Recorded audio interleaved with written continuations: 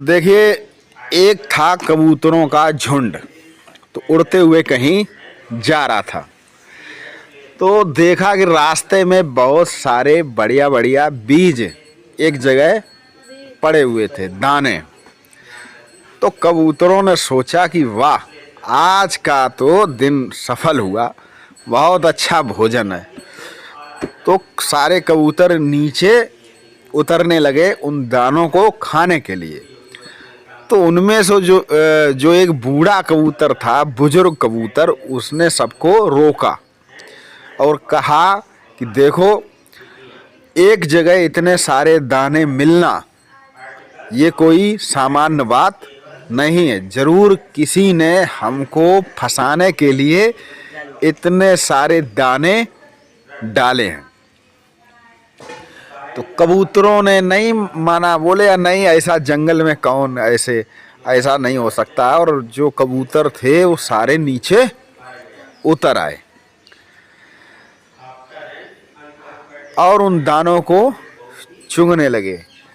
वहां पर एक बहेलिया जाल बिछाए बैठा था और उसने सारे कबूतरों को जाल में फांस लिया। अब देखिए, ये तो सभी को मालूम है कि लालच बुरी बला है।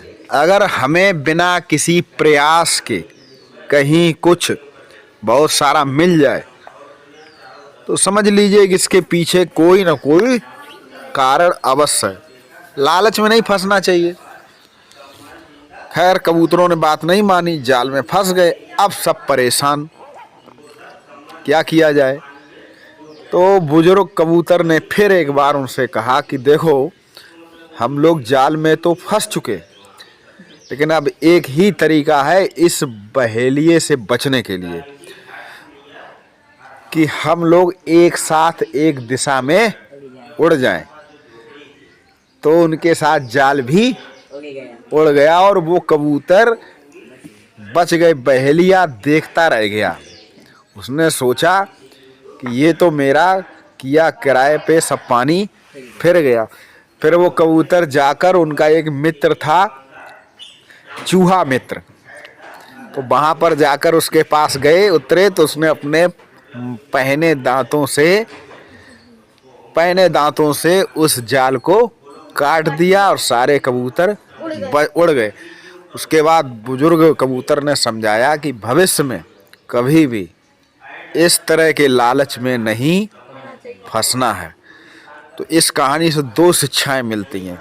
एक तो लालच बुरी बला, लालच नहीं करना। दूसरी बात, एकता में शक्ति होती है, संगठन में शक्ति होती है। संघे शक्ति कलयुग, कलयुग में जो संगठित है वही शक्तिशाली है। अगर उनमें एकता ना होती, वो एकता ना दिखाते, तो वो फंस जाते। दो शिक्षाएं मिलती हैं हमें अपने जीवन में, इन दो चीज़ों का ध्यान रखना। एक तो लालच नहीं करना और दूसरा संगठित रहना है।